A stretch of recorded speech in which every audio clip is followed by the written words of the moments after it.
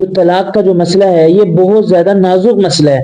اگر اس میں تھوڑی سی بھی ہم رعایت کر دیں یا تھوڑا سا بھی جو ہے نا نرم پہلو اختیار کر دیں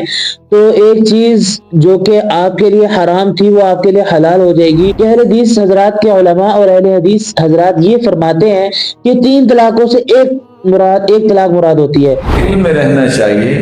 کہ 300 بھی طلاقیں اگر ایک وقت میں دے دیتا ہے تو ایک ہی ہوتی ہے۔ البتہ تک الفاظ مذکور ہے، مطلب یہ ہے کہ عرب جو تھے وہ البتہ تک الفاظ سے طلاق دیتے تھے، اور اس سے طلاق دینے کے بعد 3 طلاقیں ہی ہوتی تھی۔ اس میں سے جو 3 طلاقوں والی حدیث ہے یہ ضعیف ہے، کیونکہ اس کے راوی مجہول ہے، اس کے راوی مذکور نہیں ہے، اس کے راوی مجہول ہے۔ اور دوسری بات یہ کہ اللہ کا قول آپ کے سامنے رکھ دیا کہ جنہوں نے یہ حدیث پیش کی اور جنہوں نے یہ کتاب لکھی، کہ جن کی کتابیں پڑھ کے آپ حدیث لوگوں کے سامنے پیش کرتے ہیں کہ جنہوں نے اپنی بیوی کو 3 طلاقیں دی، اور پھر اس کے بعد ارشاد فرمایا اگر میرے نانا جان نے 3 طلاقوں والی عورت کو حرام نہ کیا ہوتا، جس کا مفہوم یہ ہے تو میں اس سے رجوع کر لیتا، یعنی کہ میں نہیں کروں گا، میں اپنی بات نہیں کروں گا، میں مفتی طارق مسعود صاحب کی بات نہیں کروں گا، میں مفتی تقی عثمانی صاحب دامت برکاتہم العالیہ کی بات نہیں کروں گا، میں آپ کو سیدھا لے کے جاتا ہوں حدیث کے امام حضرت ابو داؤد۔ السلام علیکم ورحمۃ اللہ وبرکاتہ، امید ہے کہ آپ سب خیریت سے ہوں گے۔ ایک دفعہ پھر آپ کا دوست، آپ کا بھائی محمد موسیٰ آپ کی خدمت میں حاضر ہے، اور ایک دفعہ پھر بہت زیادہ امپورٹنٹ ٹاپک لے کر حاضر ہوا ہوں۔ اور یہ ایسا ٹاپک ہے کہ اگر اس میں تھوڑی سی بھی نرمی کا رویہ اختیار کیا جائے یا نرمی کا برتاؤ کیا جائے تو ایک بہت بڑا غلط کام انسان کی زندگی میں کریٹ ہو سکتا ہے۔ اور میں آپ کو بتاتا چلوں یہ وہی بات ہے کہ جو چند دن پہلے میں نے کی تھی کہ جو طلاق کا جو مسئلہ ہے یہ بہت زیادہ نازک مسئلہ ہے۔ اگر اس میں تھوڑی سی بھی ہم رعایت کر دیں یا تھوڑا سا بھی جو ہے نا نرم پہلو اختیار کر دیں تو ایک چیز جو کہ آپ کے لیے حرام تھی وہ آپ کے لیے حلال ہو جائے گی، اور یہ بہت بہت بہت بڑی جو ہے نا ایک غلط بات کی طرف ہمیں لے جائے گی۔ تو لہٰذا میں اس پر دوبارہ اس لیے گفتگو کر رہا ہوں کہ بعض حضرات ہمارے جو ہے اہل حدیث حضرات کا موقف اختیار کرتے ہیں کہ 3 طلاق سے 1 طلاق مراد لی جاتی ہے۔ میں نے اس سے پہلے بھی ویڈیو بنائی تھی، لیکن میں نے اس میں اس کو ذرا ڈیٹیل سے ایکسپلین نہیں کیا تھا۔ آج میں انشاءاللہ آپ کو اہل حدیث علماء کی تمام دلیلیں جن سے وہ یہ بات پیش کرتے ہیں کہ 3 طلاقوں سے 1 طلاق مراد ہوتی ہے، اور پھر ہمارا جو موقف ہے وہ انشاءاللہ پیش کریں گے، اور ساتھ ہی ساتھ ان دلیلوں کے اور ان حدیث کے جوابات دوں گا کہ جو وہ حضرات اختیار کرتے ہیں۔ میں یہ بات آپ کو پھر دوبارہ ایکسپلین کر دوں، یہ ویڈیو بنانے کی مجھے اور اس ٹاپک پر دوبارہ بنانے کی مجھے ویڈیو بنانے کی اس لیے ضرورت پیش آئی ہے، یہ بہت ہی نازک مرحلہ ہے، یہ بہت ہی نازک مرحلہ ہے۔ اس میں اگر کوئی بھی اگر ہم کیا کرتے ہیں تھوڑی سی نرمی اختیار کر دیں تو ایک بہت بڑی پرابلم کریٹ ہو سکتی ہے۔ البتہ انشاءاللہ جو ہے آج میں بہت اس کی جو ہے نا نالج کے ساتھ آپ کے ساتھ گفتگو کروں گا، تاکہ آپ کو دودھ کا دودھ اور پانی کا پانی جو ہے نا وہ پتہ لگ جائے کہ کیا چیز حقیقت ہے اور کیا چیز جو ہے نا وہ جھوٹ ہے۔ البتہ پہلے میں آپ کو اہل حدیث حضرات کا موقع بتا دوں کہ اہل حدیث حضرات کے علماء اور اہل حدیث حضرات یہ فرماتے ہیں کہ 3 طلاقوں سے ایک طلاق مراد ہوتی ہے، اور وہ جو حدیث مراد لیتے ہیں وہ حضرت رکانہ رضی اللہ تعالیٰ عنہ کی جو ہے نا وہ حدیث مراد لیتے ہیں، اور ان کو میں نے کئی اہل حدیث حضرات سے سنا۔ تو پہلے آپ وہ حدیث سن لیں کہ جو اہل حدیث حضرات جس کے ذریعے 3 طلاقوں سے 1 طلاق مراد لیتے ہیں۔ اور یہاں جو کہ مسئلہ بڑا عام ہے معاشرے کے اندر، ایک ہی وقت میں 3 طلاقیں دے کے، بلکہ لوگ تو اس سے زیادہ بھی طلاقیں دے بیٹھتے ہیں، اتنی زیادہ ہی ان کے پاس جمع ہوتی ہیں۔ تو رکانہ رضی اللہ تعالی عنہ یہ پہلوان تھے، پہلوانی کی طاقت جو ہے وہ آخر تو نعمت ہے اگر صحیح استعمال ہو، تو انہوں نے بھی اپنی بیوی کو اکٹھی طلاقیں دے دی۔ تو آپ نے فرمایا انما ہی طلقۃ واحدہ، یہ 1 طلاق ہے، جاؤ اپنی بیوی کا رجوع کرو۔ تو یہ علم میں رہنا چاہیے کہ 300 بھی طلاقیں اگر ایک وقت میں دے دیتا ہے تو ایک ہی ہوتی ہے۔ देख लीजिए, आपने हदीस मुबारक सुन ली और ये कारी सुहैब साहब थे कि जिन्होंने जो है ना इस हदीस को पढ़ा और इसमें हजरत रुकाना रज़ी अल्लाह तआला अन्हु की बात की कि उन्होंने 3 तलाकें दी। इसके बाद आप सल्लल्लाहु अलैहि वसल्लम ने फरमाया कि आप जाएं, आप जो है ना दोबारा जो है ना जिंदगी गुजारें, यानी कि तलाक वाक़या नहीं हुई। इस हदीस का मफहूम यही निकलता है। तो जब मैंने ये हदीस सुनी तो जाहिर सी बात है तो थोड़ी सी तहकीक करनी पड़ती है कि पता लगे कि हदीस के पीछे क्या माजरा, क्या हदीस सही है, हदीस ज़ईफ है, इस हदीस पर अमल हुआ या नहीं हुआ। ठीक है, तो देखिए मैं आज तमाम अहले हदीस हज़रात से बात करना चाहता हूँ कि देखें इस हदीस की पहले हम हिस्ट्री को जान लेते हैं, क्या ये हदीस ठीक है या नहीं है। देखिए मैं अपने हजरात की बात नहीं करूंगा, मैं अपनी बात नहीं करूंगा, मैं मुफ्ती तारिक मसूद साहब की बात नहीं करूंगा, मैं मुफ्ती तकी उस्मानी साहब दामत बरकातुहुमुल आलिया की बात नहीं करूंगा। मैं आपको सीधा लेके जाता हूँ हदीस के इमाम हजरत अबू दाऊद की तरफ। क्यों? क्योंकि आप अबू दाऊद शरीफ जो है ना वो पढ़ते रहते हैं, एक साहिह सित्ता की बेहतरीन किताब है और इसका जो रुतबा है वो बहुत बड़ा है। इसमें हदीस, दोनों हदीसें मज़कूर हैं जो कारी सुहैब साहब ने, जो कि अहले हदीस हज़रात के बहुत बड़े स्कॉलर समझे जाते हैं, उनकी आपने हदीस जो है ना उनकी सुन ली। तो मैं आपको पहले हदीस दिखाता हूं कि जो हदीस जो है वो कारी सुहैब साहब ने सुनी और पढ़ी। ये हदीस मैं आपके सामने पेश कर रहा हूं जो कि कारी सुहैब साहब ने पढ़ी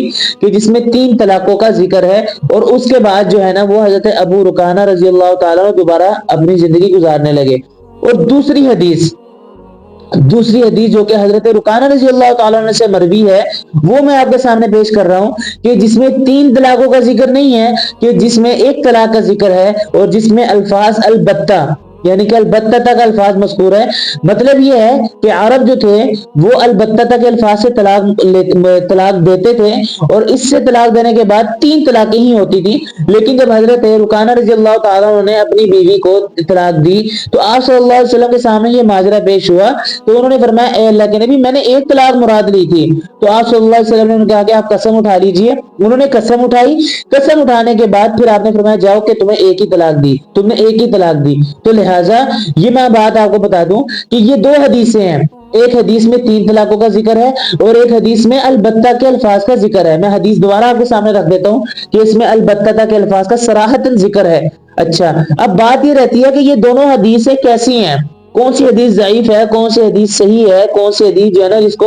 आज कबूल किया जाता है। और यही हमारा असल जो है ना मुद्दा है और यही हमारी असल गुफ्तगू है कि किस हदीस पर अमल किया जाए। तो पहले तो हम आते हैं अहले हदीस हज़रात की हदीस की तरफ कि जिन्होंने ये मुराद लिया कि जहां पर आप सल्लल्लाहु अलैहि वसल्लम ने 3 तलाकों के बावजूद भी तलाक वाक़या का जिक्र नहीं किया और 1 तलाक का जिक्र किया। तो मैं दोबारा आपको ये बात बता दूं कि ये हदीस कि जिसमें 3 तलाकें हजरत रुकाना रज़ी अल्लाह तआला अन्हु ने दी, मैं आपको फिर बता दूं कि मैं अपनी बात नहीं कर रहा, मैं मुफ्ती तारिक मसूद साहब की बात नहीं कर रहा, मैं मुफ्ती अब्दुल वाहिद कुरैशी साहब की बात नहीं कर रहा, मैं मुफ्ती तकी उस्मानी दामत बरकातुहुल आलिया की बात नहीं कर रहा। मैं बात कर रहा हूं अबू दाऊद शरीफ को लिखने वाले इमामुल आइमा हजरत अबू दाऊद रहमहुल्लाह कि जिन्होंने ये किताब लिखी, ये खुद ये फरमा रहे हैं हजरत, ये किताब के मुसन्निफ के जिनकी किताबें आप पढ़ते हैं, जिनकी किताबों से आप हदीस निकाल के लोगों के सामने पेश करते हैं, ये फरमा रहे हैं इन दोनों हदीसों में से जो 3 तलाकों वाली हदीस है ये ज़ईफ है